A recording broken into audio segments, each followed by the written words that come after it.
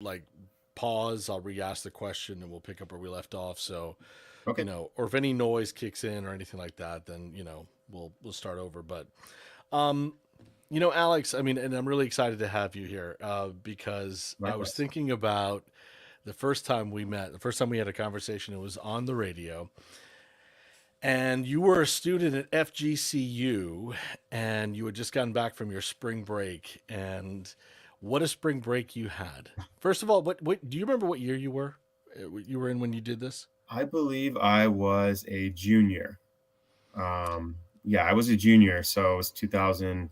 It was December 2009. All So I right, hadn't, yeah, still had some time before graduation. all right. So you didn't have your excuse me, you didn't have your typical spring break. You took actually a dangerous trip, but I got to tell you, I mean, I applauded you because I said, "Wow, I've seldom ever seen a person take this kind of initiative." But take us through what was your thinking, where you went, and what you were doing. It's so interesting to reflect on that now because perhaps some people would have done that story and moved on. I have been back to that city every year since, probably multiple times. Some of my best friends still live in that city. I have taught classes back in that same city. So I almost don't want to reflect on what I said at that time because me and my friends have a kick over probably how terribly I misinterpreted the story and situation at the time and have such a better understanding of it now. But the idea was it had essentially become the most dangerous city in the world at the time. Um, it was dealing with something like 8 to 10 murders a day for over a year. And so I had sort of caught on to it, being interested in Latin America and the narco violence that was happening. And it happened at that time to be a really pivotal city in that. So I remember thinking, I've got a camera, I'll go. I reached out to some local students, and these are the ones that ended up being my friends sort of throughout the last decade or so still, to interview them. And they said, yeah, if you're here, come on, we'll take you on campus. We'll let you in our home and we'll show you what's going on here. So I documented it. We sort of rode along with some police. We went to some crime scenes, ended up selling the footage to CNN at the time, and sort of spiraled from there in terms of like talking to you and where it was published. Got a lot of publicity on what was happening there. And only sort of in the following years where I would return and go back did I realize sort of what had happened at that time in that city's history. That still is the most dangerous and violent time in the city's history to date. Sort of how the city got there.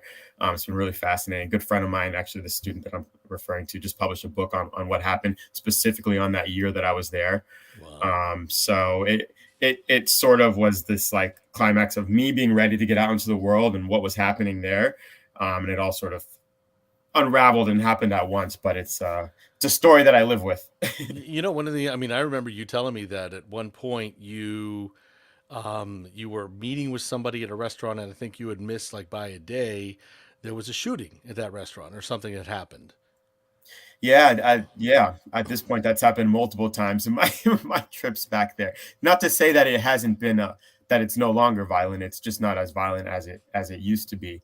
But yeah, that was a common occurrence. Especially, what would happen more often is that you would end up in a neighborhood that there was a shooting, and you would leave or get there earlier before the police, and there would be another shooting, or sometimes you would hear the gunfire go off. I think that specific incident, there was a shooting in like a nightclub in that area, in a bar and Mm. restaurant, and that would happen. I mean, it's sort of like you don't see the violence until you do, and sort of as your time goes on in these dangerous areas, you go, oh, that was 5 hours ago, that was 2 days ago. Had I been there 6 hours earlier, 3 hours later, and you sort of try not to think about all those things, but that's sort of daily life for people who live under these circumstances.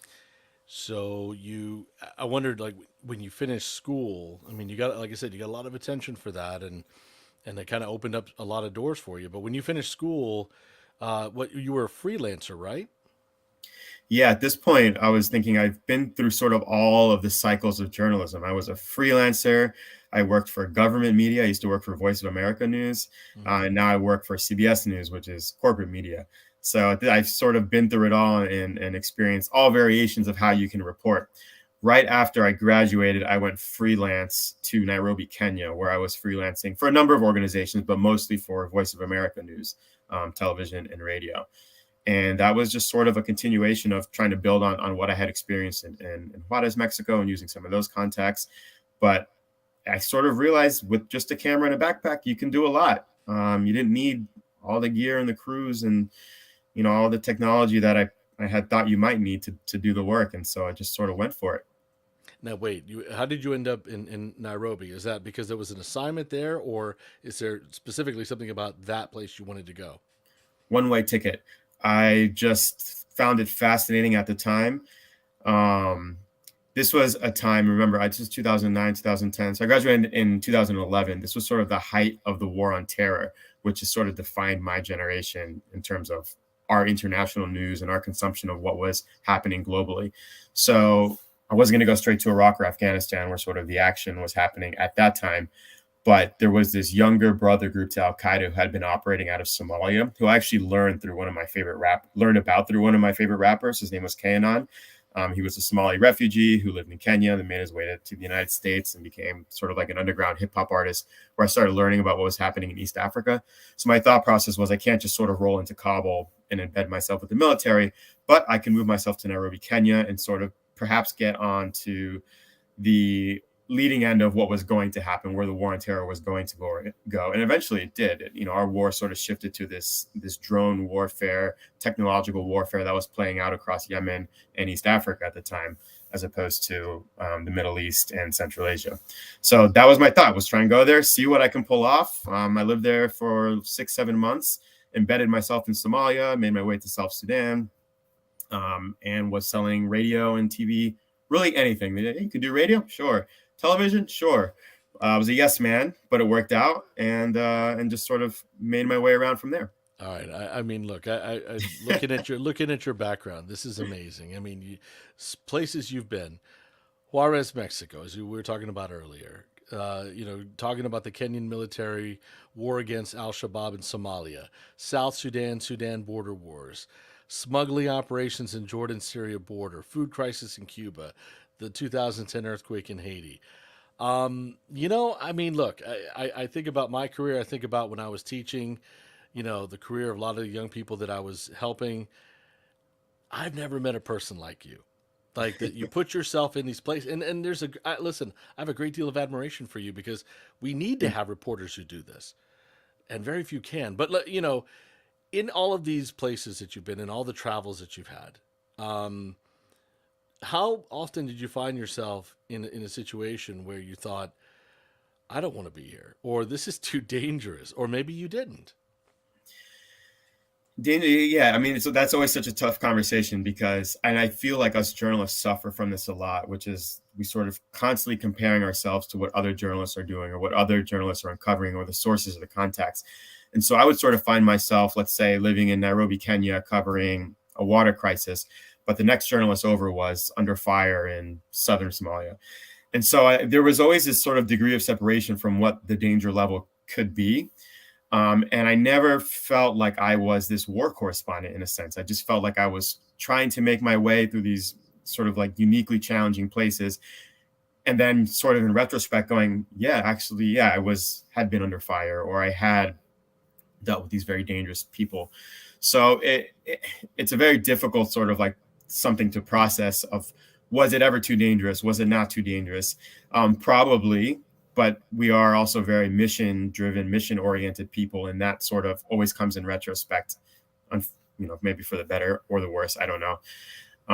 But it's one of those things that you sort of decide early on, are you willing to pay the ultimate price for this job? And if you are, that becomes a part of it. A really well-known journalist that war correspondent who I started following before I started doing this said that there was these sort of 3 phases that war correspondents go through. And the first one was like the Superman phase, where it's like, I can do anything and I'll never be harmed. And then the second one was, I can do most things, maybe I'll be harmed. And then the third one was, something will happen to me if I stay here any longer. I think probably throughout the last 10 years, I've been through all of those phases now, which has sort of brought an onset and change in my career and how I want to sort of do things. but maybe you need those different phases to get things done, because if you approach everything very objectively, so actually maybe this is not worth it for me to be here right now, but we need people to do that, right? No, that's exactly the truth. We have to have people who unfortunately put themselves in dangerous places. So you basically were just living with your backpack and your gear, just traveling around and embedding yourself in all kinds of locations. I mean, what's life like? You don't know where you're going to sleep. You know, you didn't know where you're going to get your next meal, and I figure you got to find a way to charge your batteries at least once in a while for your stuff. But I mean, I don't know what was. There's a romantic version of this story, obviously, but I mean, what was life like for you those 5 years? There's no doubt that, and probably a lot of people who are just starting out, that there is absolutely like a romanticized version of what war correspondent life would be like, or even just foreign correspondence and journalism in general, whether it's abroad or domestic. That goes away very quickly.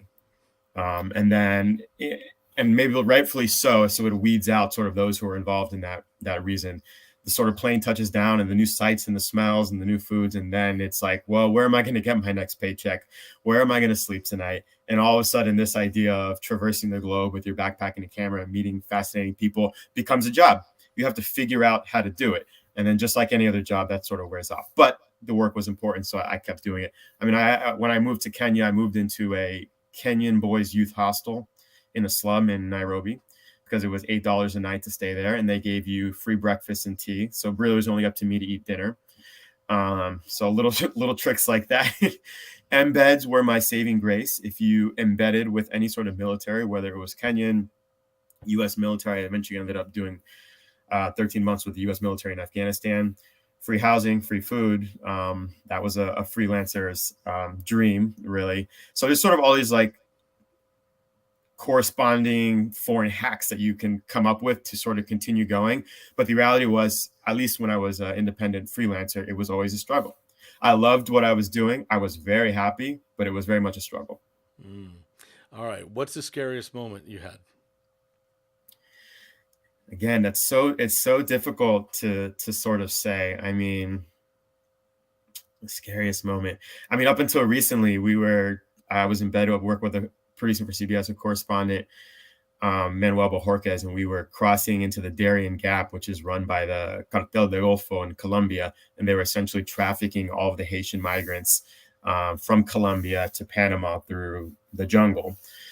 And it sounds so silly, but we had a really scary moment where the boat that we were on in the middle of the ocean started taking on water. And I remember thinking, out of all the places and all the things, a boat in Colombia, I would not have guessed that. Luckily, we had two engines, and we were able to sort of, our guy, I don't know what he was doing. I'm a boater for life, and he had put some plastic bags and rubber bands into that engine. I don't know how he made it work, but he did, and we kept going.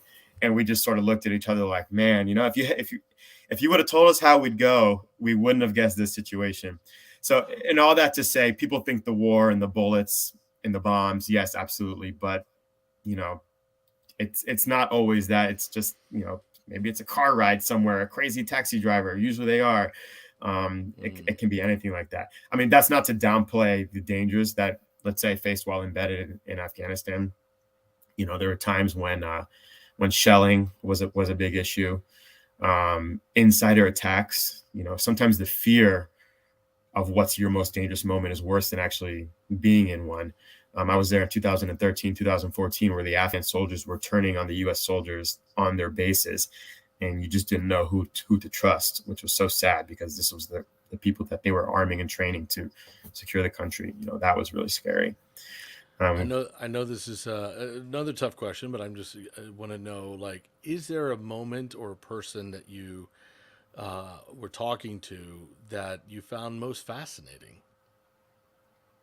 Yeah, I mean, how many interviews I've again, so recently, I think I like cried interviewing a young girl crossing the border in the Rio Grande like 3 or 4 months ago. Just the powerful, like, it doesn't have, I think people want to hear, I spoke with this drug cartel. I've interviewed sicarios. I've interviewed militants and all that. It's almost less fascinating to me than just like the raw human emotion of somebody that wouldn't have had a voice. Um, and Luis, you can speak to this too. there's these moments where you feel like if I wasn't here, nobody would hear what these people have to say. And that is so powerful to me. Those are like the really moving interviews that I really live for. If I can secure an interview with a president, great, but I'm not the only one who can do that. But when you find yourself in these places where you're pretty confident that had you not been there, this person's story wouldn't have been told, I think that to me is journalism, right? That's why we do it. Yeah, I've sat across from a lot of powerful, famous people, and some of them are interesting. I'm not going to say that it's not. There's a level of, of course, but yeah, talking to the that one person that you would never hear anything about, They their change your stories. perspective. It's Hmm. incredible. Absolutely. When you're, you know what, you think about, and you have this perspective that none of us have, is you being in the United States, you see how journalists are treated here. What are journalists treated like beyond our borders? Everywhere you've been, what kind of treatment did you get? What did you find? Yeah, unfortunately, you don't have to go far to find the most dangerous country in the world for journalists, which is Mexico. Quite literally, right across the border. I think about it almost every day because I still have friends that operate and cover really dangerous stories. There is a level of privilege being not just American, but being a foreign journalist operating in these locally dangerous countries, say Somalia or Afghanistan. There is a level of geopolitics, a sort of sphere of coverage that you have that people don't want to involve themselves. And so that's not to say that an American journalist, let's say in Mexico, is not in danger, but we are far safer than local journalists ever will be.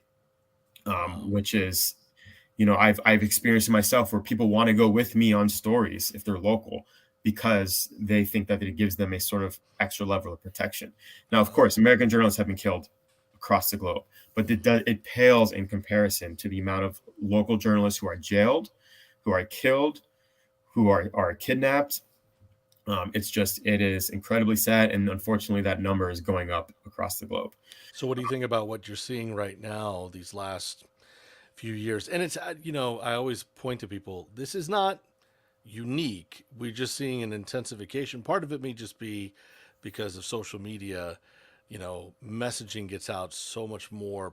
It's more prevalent than before, but it's we also have seen more of attacks on journalists. What do you think about what you're seeing these last few years here?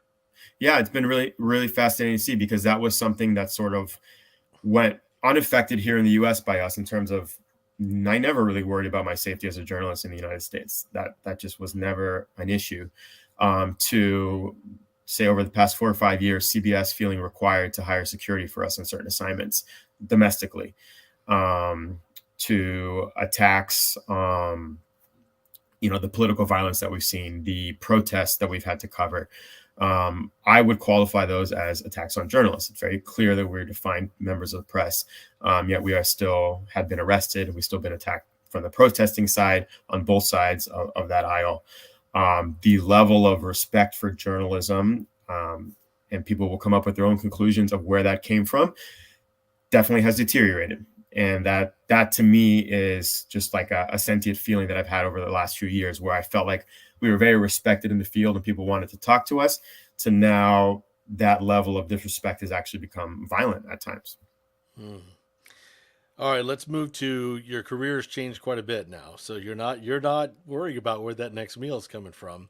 You're working on documentaries, and that's a big shift because you're looking for that daily story, and what the next story is the next story, and now you're working on these very big projects that take time. They take a lot of time. Why the shift? What you want to do? Why'd you want to do that?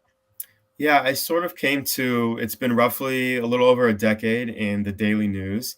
And I'm sure I will miss that rush. I mean, that feeling of watching that sort of headline drop and then you go, I'm going, or, who am I going to call next? That's a really vivid way to live life. It's very exciting.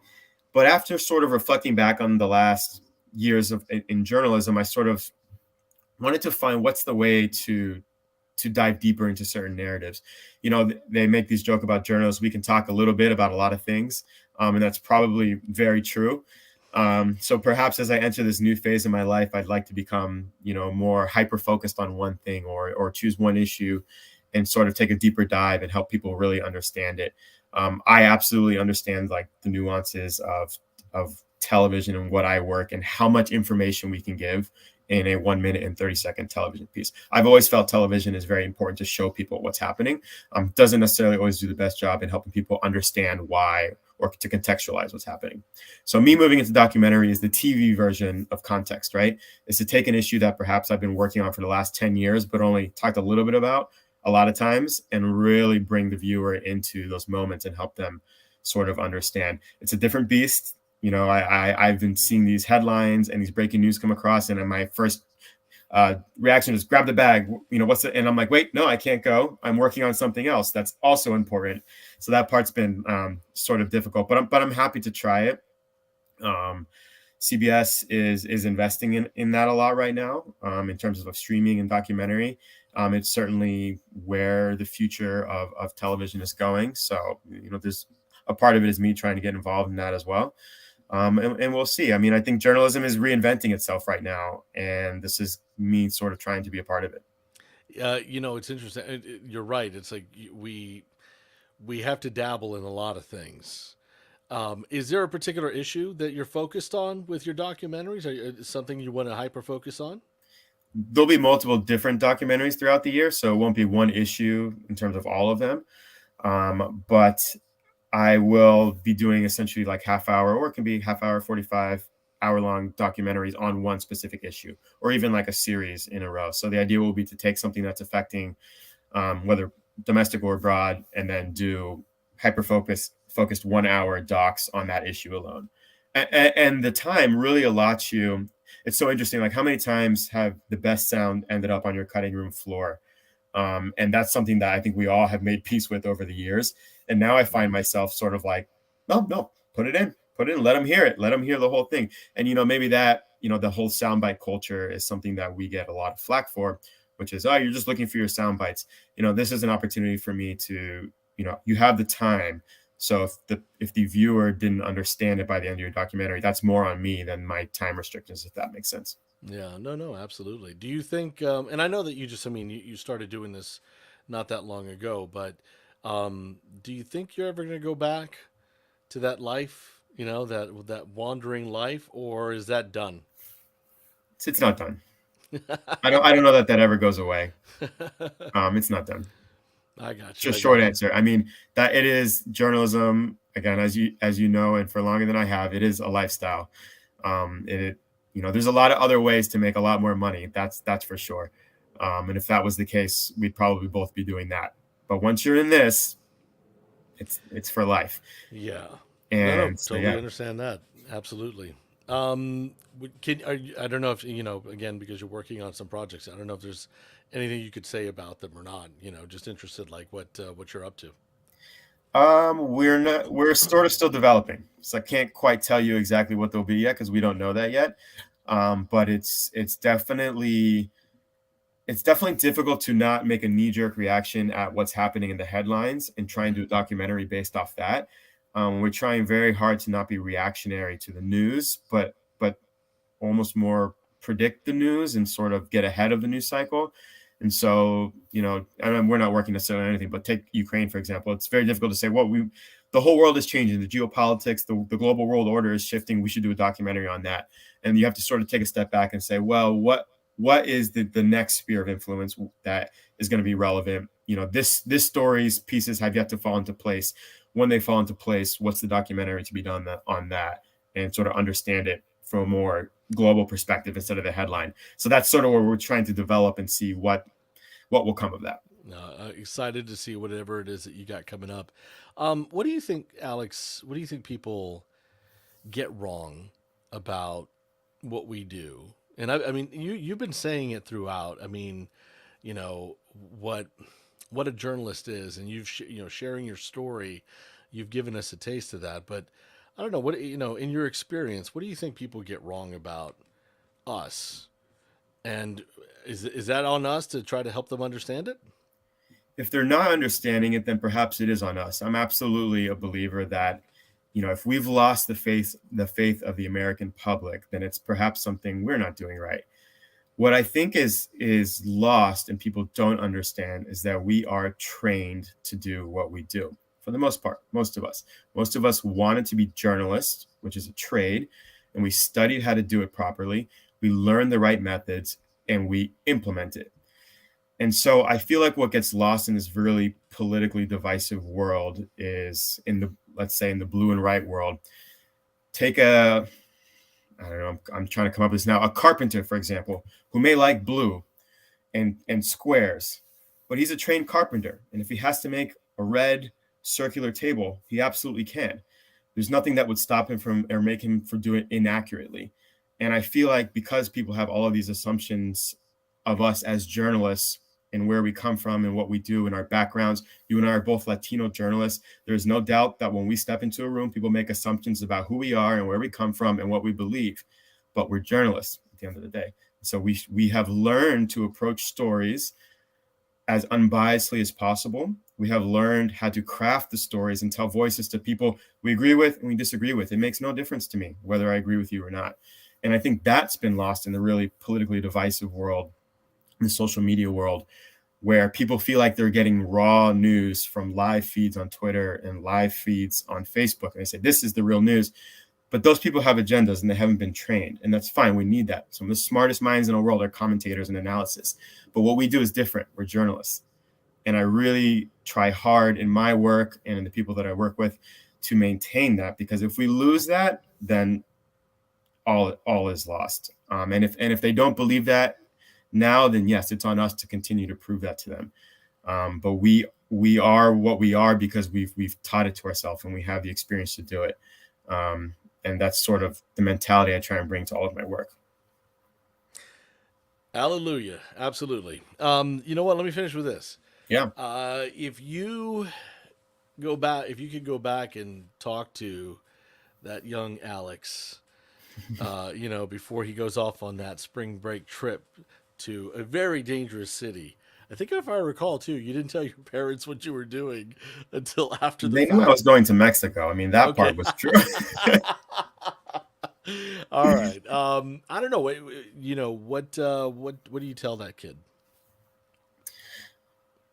Your head's in the right place. Your heart's in the right place. You'll make mistakes along the way. You'll do some crazy things. You'll make right decisions. You'll make wrong decisions. But your heart's in the right place and you're doing the right thing. I truly feel like that 10 years down the road, I've made mistakes, but I don't regret trying. I think I approached everything wholeheartedly and openly and honestly. And as a journalist, I remember I was coming up in that era where it was, the social media was the new frontier, and you don't need network news. You don't need newspapers. You can publish on your own. I didn't approach it that way. I truly believed in journalism, in the establishment of journalism, and that's what I went for. So, if that young kid was questioning that, you're doing the right thing. Like I said, Alex, around that time, I mean, I had worked with a lot of young people, and again, before that, when I was at FGCU or WGCU, I was at UF teaching, and I'd met a lot of young journalists. And it's not that I could predict, like, oh, that one, she'll make it, he'll make it, they won't. But, it's just I knew there was a level, it's that commitment to journalism. That was the thing. And then I met you and I said, oh my gosh. No, this is the guy who's going to teach us all. But it's no question when you look at your career. Like I knew from that moment that this guy understands it. He gets it, and he wants it, and so I've always had a great deal of admiration for you, man. I really. But have. you know as well as I do in the journalism world, I don't know that there's ever a you've made it. We're only as good as our last story, right? No, that's true. No, And you're right. so, everyone knows you're only as good as your last story. It doesn't really matter what you do. So, I don't know that there'll ever be a point where I say I've made it, but if I'm still telling stories, and the last one I did was good, then I'm at least on the right track. That, and I would say this too. Actually, and maybe it's just in my age. I've gotten to the point where it's where's the next story. That's just how I think. Where's the next story? To be able to sort of understand it and foresee that. Not that you have to predict it, but just to sort of try and analyze it from a different perspective and say, where is this story going? To sort of make the news instead of follow the news. That's that would be ideal. I'm still working on that. Alex, I appreciate having you in the reporter studio. Thank you so much. No, thanks for having me. It's great to see you again. Definitely. All right.